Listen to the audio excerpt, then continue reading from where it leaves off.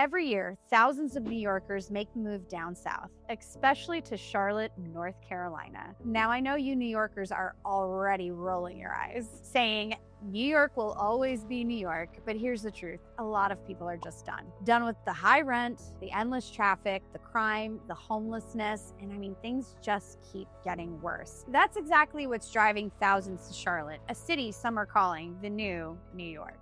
Let's see why. Number one, the cost of living. In New York, $2,300 gets you a closet. In North Carolina, it gets you space. People pay $2,000 to $2,500 for a one-bedroom box. Studios so small you can't even close the bathroom door. Families renting half a house. Roommates stacked in 3 bedrooms. Owning in New York City means $800K to $1 million for a place with no driveway, no yard, and no garage. As locals put it, either you live in a box or you live with other people. In Charlotte, the trade-off is obvious. You have space, yards, master planned communities, and room to breathe. Yes, costs are rising here too, but most people moving down say it still feels like a bargain compared to paying just to exist in New York. And as one client put it bluntly, we get charged to breathe. New Yorkers are getting scammed. But even if you escape the rent trap, safety is another reason so many people leave. In New York, survival feels like a skill. Stabbings on the subways, commuters turning their heads, people carry pepper spray, never sit with their back to the door, school lockdowns at 2:30 dismissal. The city feels like the Hunger Games.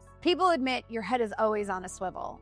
It's chaos. In Charlotte, crime exists, but it isn't daily survival. People talk about the relief of not always being on high alert, no longer living in the constant fight or flight mode. Safety isn't the only shift. Life itself moves at a completely different pace here. New York doesn't sleep. Charlotte closes at 2 a.m. In New York City, everyone's late, angry, and rushing. If someone's nice, you wonder, what do they want? Multiple jobs, side hustles, grinding just to survive. People call it normal. I just want to live, not just survive, yet most settle for survival. In Charlotte, people smile at strangers, workers at Home Depot pitch in without asking. That depends on where you are, depending on what Home Depot you're at. The shift from the hustle and grind survival to family balance shocks people.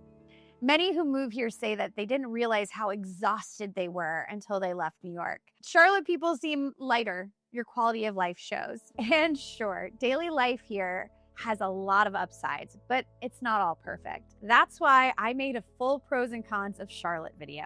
Go watch that after this one so you can get the full picture about it. And that brings us to the biggest energy drain of all, the weather. New York winters drain your soul. Snow turns to slush in 5 minutes. Black ice sends people crashing to the ground. Subways are sweltering underground while you're freezing outside. Seasonal depression sets in with gray skies and endless cold. In North Carolina, winter is mild and snow feels like an event. Summers are hot and humid, but not the suffocating subway heat. Most say they get back half a year they used to lose to miserable winters. Here, people stop settling for survival and they start choosing life. But even beyond the weather, the very air feels different. Number 5, community and culture. 10 years in a New York building, and you might not even know your neighbor. We don't say good morning, good afternoon, and good night. Everybody's out for themselves. If someone's nice to you in New York, you wonder, what do they want? Even TSA agents and store clerks are angry. In Charlotte, neighbors wave and strangers can sometimes offer to help.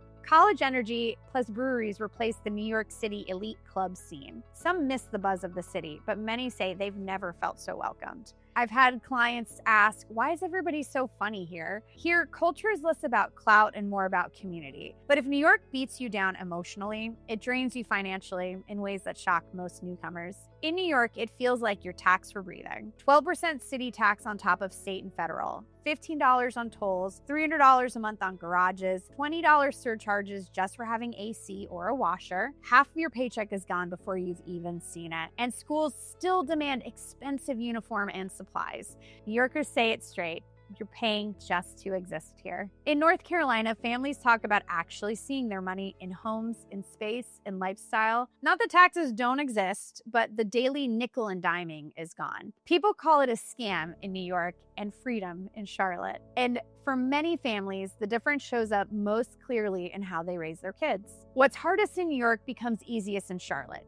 raising kids. In New York City, kids grow up in shared rooms with schools handing out coats because families can't afford the basics. Parents juggling 2 or 3 jobs just to cover rent. Kids say it themselves, I want my own room, my own space. In Charlotte, kids have their own rooms. Families stretch out in homes instead of boxes. Parents talk about finally being able to raise kids without constant financial and safety fears. For many, it's less about gaining something new and more about leaving behind what their kids never should have to endure. And that's why the mass migration continues. Not just for cheaper houses, but for a better life. But here's the thing, moving anywhere comes with trade-offs. Charlotte has its highs, but it also has its downsides. And if you're serious about making the move, you need to know both. And that's why I put together a full breakdown of the pros and cons of living in Charlotte. It's the video you'll want to watch next so you can see the full picture before you decide. I'll link it right here on the screen. I'm Inga, your real estate bestie, and I will see you in the next video. Bye.